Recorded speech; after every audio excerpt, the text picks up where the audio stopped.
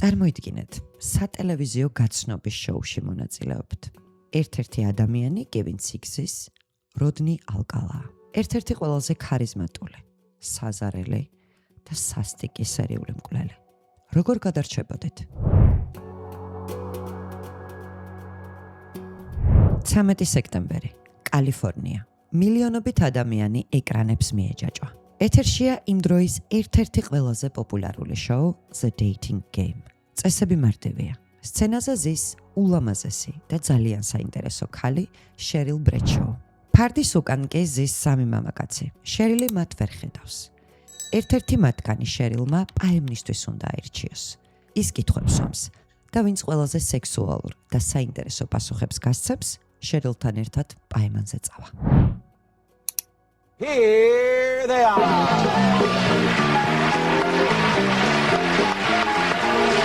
Good luck, gentlemen. ნომერ 1 მონაწილე განსაკუთრებით აქტიურია. ის იცინის, ხუმრობს, ქალს თავს აწონებს. წამყვანი ჯიმ ლანგი მას მაყურებელს ასე წარუდგენს. ეს როდნი ალკალაა, წარმატებული ფოტოგრაფი, რომელსაც უყვარს ცისფერ ტყაოსნობა, ცისარტყელას დევნა და მოტოციკლით სეირნობა. შერილი მოხიბლულია. ის ნომერ 1 მონაწილეს როდნის ირჩევს. მაყურებელი ტაშს უკრავს, თუმცა იმ წუთას არც ერთმა ადამიანმა დარბაზში, არც გადაცემის პროდიუსერებმა და არც თავად შერილმა არ იციან საზარელი სიმართლე, რომ მათ წინაშე ამერიკის ისტორიაში ერთ-ერთი ყველაზე საშიში, ცივსისხლიანი სერიული მკვლელი და მანიაკი დგას. კაცი, რომელსაც იმ დროისთვის უამრავი ქალი ჰყავდა მოკლული და იმ დროისთვის FBI-ს მიერ ძებნაში იმყოფებოდა. ჯიბეში კი ედო საცავის გასაღები, სადაც უამრავი გარდაცვლილი, ნაწამები და გაუპატიურებული ქალის ფოტოები ინახებოდა. ფილმი, რომელზეც დღეს ვისაუბრებთ, სწორედ ამ მთავარ ამბავზეა აგებული, გაცნობის შოუზე. ფილმი Woman of the Hour 2023 წელს გამოვიდა. ის უბრალოდ მორიგი სერიული მკვლელის შესახებ გადაღებული თრილერი არ არის. ფილმი სრულად ცვლის ჟანრის სტანდარტულ ფორმულას და ყურადღების ცენტრში აყენებს არა მკვლელის გონებას, არამედ იმ ეპოქის ქალების ყოველდღიურ შიშებს, ინსტინქტებსა და სისტემის გულგრილობას მსხვერპლების მიმართ. ფილმის სიუჟეტი ორ პარალელურ ხაზად ვითარდება. პირველი და მთავარი ხაზი შერილ ბრედშოუს ხაზია, ახალგაზრდა ქალი, რომელიც სექსიზმის, შეურაცხყოფის და პრინციპში არაფრად ჩაგდების მსხვერპლია. მას მსახიობობა სურს, თუმცა არავინ იბარებს. ამიტომ მისი მეგობარი და ამასთანავე აგენტი მას ამ პოპულარულ შოუში, The Dating Show-ში მონაწილეობის მიღებას ურჩევს.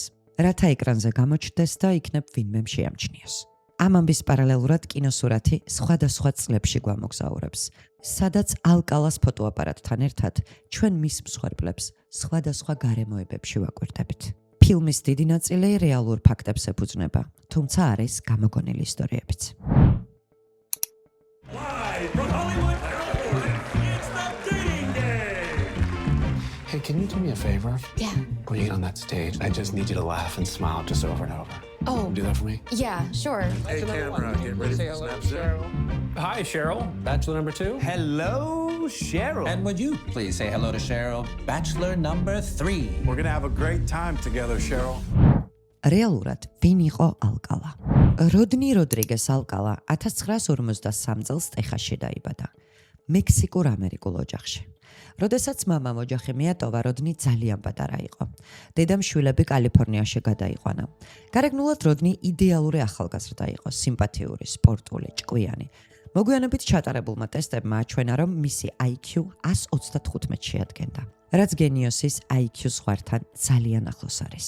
1960 წელს 17 წლის ასაკში ის ამერიკის არმიაში ჩაირიცხა და კოდირების სპეციალისტად მუშაობდა. სწორედ აქ გამოჩნდა პირველად მისი ფსიქიკური პრობლემები. 1964 წელს ნერვული შეტევის შემდეგ სამხედრო ექიმებმა მას პარანოიდული შიზოფრენიის და ანტისოციალური აშლილობის დიაგნოზი დაუსვეს. სწორედ ამიტომ ის სამედიცინო მიზნით არმიიდან დაითხოვეს. მას მკურნალობა არ სურდა. ამაბიდან ძალიან მალევე კალიფორნიის ერთ-ერთ ძალიან ცნობილ უნივერსიტეტში ხელოვნებათმცოდნეობაზე ჩააბარა. შემდეგ კი ნიუ-იორკის უნივერსიტეტში კინორეჟისურას ეუფლებოდა. საინტერესოა, რომ ნიუ-იორკში მისი ერთ-ერთი ლექტორი ცნობილი რეჟისორი რომან პოლანსკი იყო. იმ დროს, როდესაც პოლანსკი თავის სტუდენტებს ფილმის გადაღებას ასწავლიდა, მისი ერთ-ერთი სტუდენტი თავის საზარელ პირველ მკვლელობებს გეგმავდა. 1968 წლის 25 სექტემბერი, ჰოლივუდი. 8 წლის პატარა გოგო ტალი შაპირო სკოლისკენ მიდიოდა, როდესაც მის გვერდით ცისფერი ავტომობილი გაჩერდა. საჭესთან 25 წლის როდნი ალკალა იჯდა. მან გოგონას გაუღიმა და უთხრა, რომ მისი მშობლების მეგობარი იყო და სკოლამდე მიაცილებდა. ტალი მანქანაში ჩაჯდა, რის შემდეგაც ალკალამ ის სკოლის ნაცვლად, რა თქმა უნდა, თავის სახლში მიიყვანა. იმ დღეს ბინაში საშინელება მოხდა. ალკალამ 8 წლის ბავშვზე იძალა და რკინის მილით ცემა. თუმცა მან ერთი დეტალი ვერ გაითვალისწინა. როდესაც ტალი მანქანაში ჯდებოდა, ეს გამლელმა მძღოლმა დონალდ ჰეისმა დაინახა. მამაკაცს ეჭვი შეეპარა მანქანას უკან გაყვა, ნახა რომელ სახლში შევიდა უცნობი ბავშვთან ერთად და მაშინვე პოლიცია გამოიძახა. როცა პოლიცია მივიდა, სახლიდან ხმაური არ ისმოდა. მათ კარი შეამტრიეს და საზარელი სურათი დახვდათ. 8 წლის ტალი უგონო მდგომარეობაში, სისხლის გუბეში იწვა. ალკალა სახლის უკანა კარიდან სახანძრო კიბის დახმარებით გაიქცა. ტალი გადარჩა, თუმცა 32 დღე კომაში გაატარა. პოლიციამ ალკალას ვინაობა დაადგინა, თუმცა ის უკვე გაუჩინარებული იყო და მისი დაკავება ვერ მოხერხდა. თუმცა FBI მის 10 ყველაზე საშიშ ძებნელთა სიაში შეიყვანა. როგორ ახერხებდა FBI-ს მიერ დევნილი კაცი დამალვას? ძალიან მარტივად. მან სახელი შეიცვალა და ჯონ ბერგერი დაირქვა. თმები მოკლედ შეიჭრა და ბავშვთა ბანაკში დაიწყო მუშაობა. დიახ, არ მოგესმათ. FBI-ს მიერ პედოფილიისთვის ძებნილი კაცი საბავშვო ბანაკში ინსტრუქტორად მუშაობდა და არავის მოსვლია აზრად ერთხელ მაინც გადაემოწმებინათ მისი ბიოგრაფია.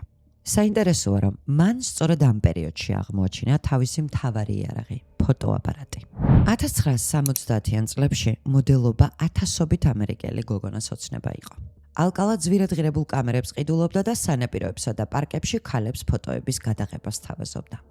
გამარჯობა, მე პროფესიონალი ფოტოგრაფი ვარ. ძალიან ფოტოგენური ხართ. გსურთ უფასო ფოტოსესია მოდელების პორტფოლიოსთვის? ეს ფრაზა იყო მისი მთავარი ხრიკი, რისი საშუალებითაც მსხვერპლის ნდობას მოიპოვებდა და მათთან ერთად სხვადასხვა ღვთისგან მივიწყებულ ადგილებში მიდიოდა.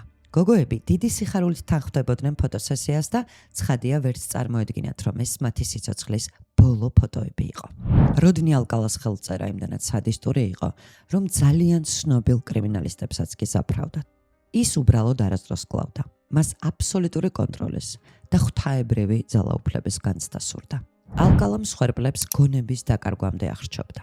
როდესაც ქალი თვალებს ხუჭავდა და სიკვდილის პირას იყო, ალკალა ჩერდებოდა და მის მოსულიერებას ელოდებოდა. ელოდებოდა 5, 10, 15 წუთი. როგორც კი ქალი გამოფხიზლდებოდა და ჩათვლიდა, რომ გადარჩა, ის ამ პროცესს თავიდან იწყებდა. ის ამას ზოგჯერ 3-ჯერ, 4-ჯერ და 5-ჯერაც იმეორებდა და ტკბებოდა იმ უცომლობით, თუ როგორ აბრუნებდა ადამიანს საიქიოდან და შემდეგ ისევ უკან აგზავნიდა. და აი მივუახლოვდით 1978 წელს, როდესაც ალკალას უკვე დაახლოებით 5 ქალი ყავს მოკლული, ისევ FBI-ს ძებნილია და ძალიან მარტივად ტელევიზიაში მიდის. რატომ? პასუხი ძალიან მარტივია. ავადმყოფური ნარცისიზმი. ის შეპყრობილი იყო საკუთარი თავის განდიდების და გამოჩენის იდეით.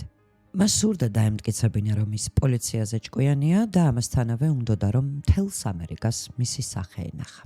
კი, მან შოუში გაიმარჯვა. თუმცა საინტერესოა, რა მოხდა გადაღების შემდეგ. როგორც აქამდე აღვნიშნეთ, გადაღების დასრულების შემდეგ შერილ ბრედშოუ ალკალას გაესაუბრა. თუმცა იმ წამს, როდესაც კამერები გამორთეს, ალკალამ ნიღაბი მოიხსნა. შერილმა მოგვიანებით გაიხსენა. ის ჩემთან ძალიან ახლოს დადგა. მისი თვალები გახდა ცივი და ცარიელი. ის აგრესიულად და უცნაურად საუბრობდა. ვიგრძენი, რომ ჩემს წინაშე ადამიანი კი არა, რაღაც ბოროტი ძალა იდგა. მეორე დილას შერილმა შოუს პროდიუსერს მაიკ მეცკერს დაურეკა და პაემანი გააუქმა. ამ აქტმა ალკალა წყობიდან გამოიყვანა, თუმცა ვერაფერს გახდა, რადგან შერილზე წვდომა მან სამუდამოდ დაკარგა. შერილ ბრედშოუს ინტუიციამ სიცოცხლე შეუნარჩუნა. 1979 წლის 20 ივნისი, კალიფორნია. 12 წლის რობინ სამსო მეგობრებთან ერთად სანაპიროზე ველოსიპედით სეირნობს. მათ უახლოვდებათ გრძელთმიანი მამაკაცი ფოტოაპარატით. ისინი მამაკაც ფოტოებს აღებინებენ, პოზირებენ და გონიათ, რომ რაღაც განსაკუთრებულ ფოტოპორტფოლიოს შექმნიან.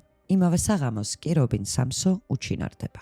12 დღის შემდეგ მისი დასახიჩრებული სხეული უდაბნოში იპოვეს. მაგრამ მნიშვნელოვანია, რომ სწორედ ამ მკვლელობისას ალკალამ ერთ-ერთი ყველაზე დიდი შეცდომა დაუშვა.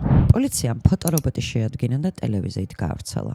ალკალა პრობაციის ოფიცერმა იცნო და დაუყოვნებლივ დაურეკა გამომძიებლებს. ეს კაცი როდნი ალკალაა. 1979 წლის ივლისში პოლიცია ალკალას დედის სახლში შეიჭრა და ის დააკავეს. დაკავების შემდეგ პოლიციამ ალკალას მიერ იჯარით აღებულ საიდუმლო საცავში საზარელი და წარმოუდგენლად დაუნდობელი ფოტოები იპოვა.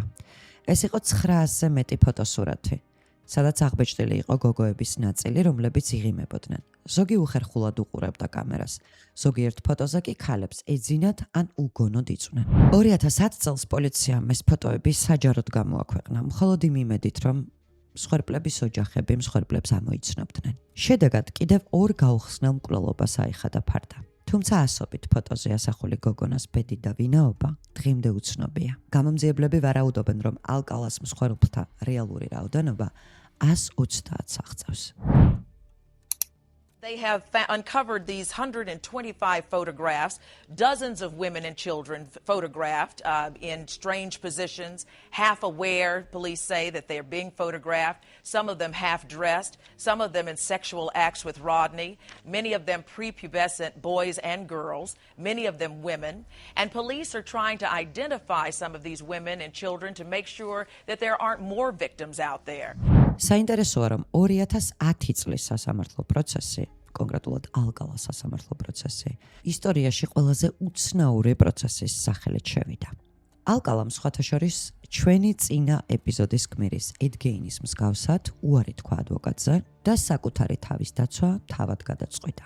ის მოწმის სკამზე ჯდებოდა, ხმის ტემპრს იცვლიდა და საკუთარ თავს კითხვებს მესამე პირში უსვამდა. ბატონო ალკალა, სად იმყოფებოდით იმ ღამეს? შემდეგ კი კითხვებს თავად სხვა ხმით პასუხობდა. Other than Mrs. Fraser, that Robin's ears were pierced. None of her friends. ის მსაჯულებს 5 საათის განმავლობაში ასმენინებდა 70-იანი წლების პოპ სიმღერას, რითიც ალიბის დამტკიცებას ცდილობდა. მაგრამ დნმ-ის თანამედროვე ექსპერტიზამ და მოწმის სკამზე მყოფმა უკვე ზრდასრულმა ტალი შაპირომ ალკალას შანსი აღარ დაუტოვეს. მას სიკვდილით დასჯა მიესაჯა. როდნი ალკალამ განაჩენის აღსრულებას ვერ მიაღწია. ის 2021 წელს 77 წლის ასაკში ციხის საავადმყოფოში ბუნებრივი სიკვდილით გარდაიცვალა. ისე, რომ თავისი საშინელი საიდუმლოებები სამუდამოდ წაიღო საფლავში. ალკალა ისტორიაში დარჩა კაცად, რომელმაც აჩვენა, თუ როგორ მარტივად შეიძლება ადამიანმა დამალოს საზარელი, სასტიკი და დაუნდობელი მკვლელობები ღიმილის და ფოტოაპარატის მიღმა. ეს იყო უდიდესი ბოროტება, რომელსაც წლების განმავლობაში ვერავინ ხვდებოდა, ვერც პოულობდა და ვერც გრძნობდა.